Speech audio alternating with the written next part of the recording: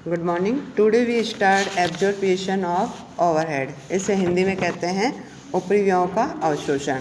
ऊपरी व्ययों के अवशोषण में हमें ये ध्यान रखना पड़ेगा कि हमें जो कारखाना है या जो फैक्ट्री है या कंपनी है उसके पुराने जो मटेरियल, लेबर, ओवरहेड के क्या डाटा हैं उनको ध्यान में रखना पड़ेगा, क्योंकि आप लोगों को पता है कि जब भी हम वस्तु का निर्माण करते हैं तो उसकी प्री प्लानिंग हम आज की तारीख में करते हैं, लेकिन उसको हम कंप्लीट 5 महीने 6 महीने में कर पाते हैं, क्योंकि हमारा उत्पादन के संबंध में जो भी मैनेजमेंट किया जाता है या मैनेजर डिसीजन लिए जाते हैं उस के आधार पे हमें वस्तु का निर्माण करना होता है और निर्माण के लिए हमें समय की आवश्यकता पड़ती है। तो एक्चुअल में ये देखा जाता है कि जो पास्ट में हमारे किसी भी वस्तु के उत्पादन पर, जैसे 1000 उत्पादन है तो उस पर कितना मटेरियल खर्च हुआ, कितना लेबर खर्च हुआ, कितना प्राइम कॉस्ट खर्च हुआ, या कितने लेबर आवर्स खर्च हुए, कितनी मशीन आवर्स खर्च हुए, और उसके आधार पे हमारे ओवरहेड अनुपातिक रूप से कितने खर्च हुए।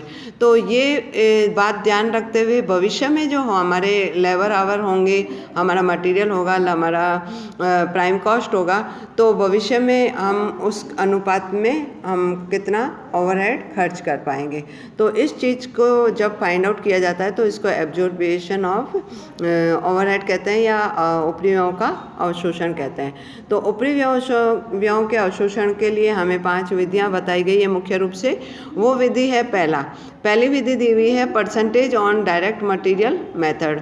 डायरेक्ट मटेरियल मेथड का अर्थ होता है कि मैंने अभी बताया था कि जो आपको डाटा पास्ट वाले अवेलेबल हैं उसमें हमें ये देखना पड़ेगा कि पुराना ओवरहेड कितना है और पुराना मटेरियल कितना है, और भविष्य में हम मटेरियल कितना लगाने वाले हैं। तो जो भविष्य से संबंधित है वो न्यू मटेरियल कहलाएगा। तो हमारा फॉर्मूला हो जाएगा percentage on direct material method में old overhead upon old material into new material. तो जो आपका आंसर आएगा उसके आधार पे हम ये कह देंगे कि जो ओवरहेड है वह मटेरियल की तुलना में कितने लगेंगे। और अगर आप इसको परसेंटेज में फाइंड आउट करना चाहती हैं तो इसका फॉर्मूला ये भी बन सकता है old overhead upon old material into 100। तो आपका प्रतिशत आ जाएगा, प्रतिशत को हम न्यू मटेरियल से गुणा करेंगे तो रुपए में आ जाएगा, और इसके आधार पे जो आंसर निकलेंगे वह रुपयों में निकलेंगे डायरेक्ट। सेकेंड मेथड आपको दे रहा है percentage on direct wages method. Percentage on direct method में वेजेज मेथड में हम क्या करेंगे, जो पुराना ओवरहेड है और पुराना जो वेजेज है उसे लेंगे और उसको मल्टीपल कर देंगे हम न्यू वेजेज से। तो कहने का अर्थ है कि हमने ये डिसाइड कर दिया कि हमारा न्यू मटेरियल इतना है, न्यू वेजेज इतना है, तो उस आधार पे हमारे ओवरहेड कितने होंगे, ये चीज़ फाइंड आउट करना ही अवशोषण है।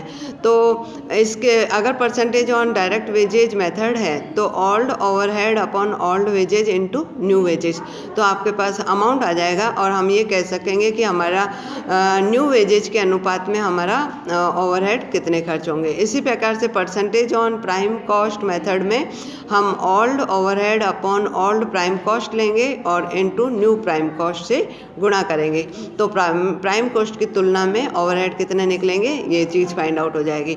नेक्स्ट दे रहा है direct labour hours. Direct labour our method में आपको ओल्ड ओवरहेड लेकर के ओल्ड लेबर आवर लेने हैं, तो भाग दोगी तो प्रति घंटा आपका ओवरहेड निकल जाएगा। प्रति घंटे ओवरहेड को न्यू लेबर आवर से गुणा करोगी तो आपके अमाउंट के रूप में राशि आ जाएगी। इसी प्रकार से अगर machine hour rate method follow करना है तो old overhead upon old machine hours का भाग दे दीजिए, तो मशीन आवर रेट के आधार पे आपके ओवरहेड निकल जाएंगे इनटू न्यू मशीन आवर्स से गुणा कर देंगे। तो कहने का अर्थ है कि जब भी हम ये चैप्टर शुरू करें या क्वेश्चन शुरू करेंगे तो आपको ये देखना है कि जो पास्ट का ओवरहेड है वह मेन है। पास्ट का ओवरहेड आपको जो बेसिस कहता है, अगर मटेरियल कहता है तो अपॉन मटेरियल ओल्ड मटेरियल कर दीजिए, अगर वेजेज कहता है तो अपॉन ऑन ओल्ड वेजेज कर दीजिए, प्राइम कॉस्ट कहता है तो ओल्ड प्राइम कॉस्ट कर दीजिए, और इनटू 100 करके आप प्रतिशत में निकाल सकती हैं, और अगर इनटू 100 करके नहीं करके और हम जो नई इन्फॉर्मेशन है उनको इनटू करते हैं तो आपका डायरेक्ट अमाउंट निकलता जाएगा। तो इस प्रकार से एब्जॉर्प्शन ऑफ ओवरहेड किए जाते हैं। इसी के संबंध में मैं नेक्स्ट आपके वीडियो ला रही हूँ। ये तो मैंने आपको थ्योरेटिकल एस्पेक्ट समझाया है।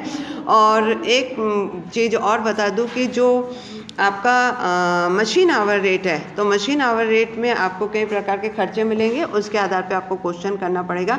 ये थ्योरेटिकल एस्पेक्ट था, मैं आपको प्रैक्टिकल एस्पेक्ट नेक्स्ट वीडियो में बता रही हूँ।